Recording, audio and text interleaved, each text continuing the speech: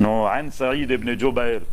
عن ابن عباس رضی اللہ عنہ طالبانو عبداللہ ابن عباس سے دا اللہ عز وجل یو له اغو صحابو نگرزولی چی دیتا حبر الامه وائی یعنی طالبانو دا علماء عالم حبر الامه یعنی عالم دا امت اللہ عز وجل طالبانو لوی عالم پر نجول کڑی دا یو رس طالبانو جنازه وا جنازی تا زید ابن ثابت رضی اللہ عنہم راغلیو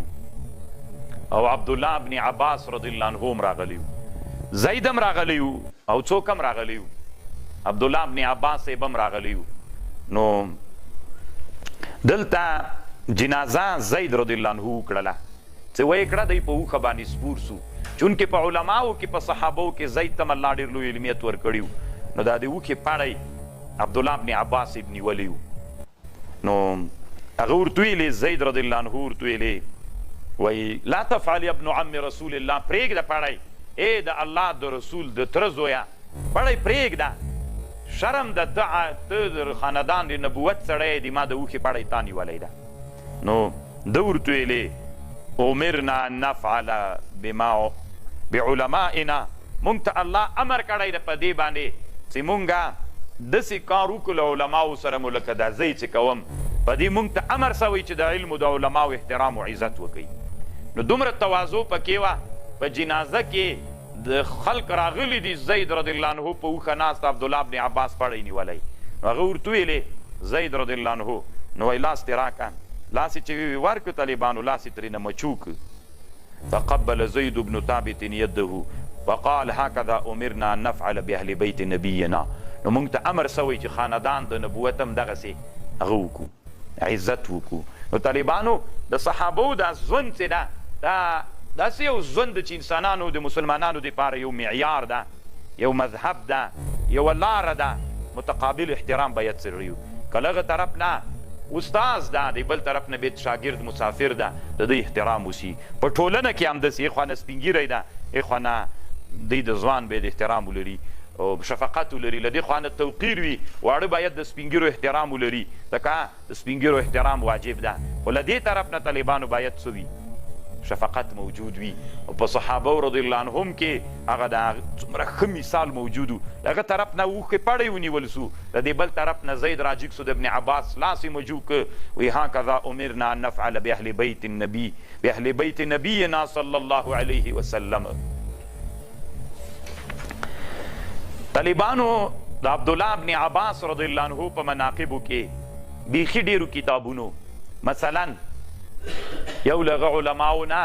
علامه امام کرمانی چې د بخاري شارح ده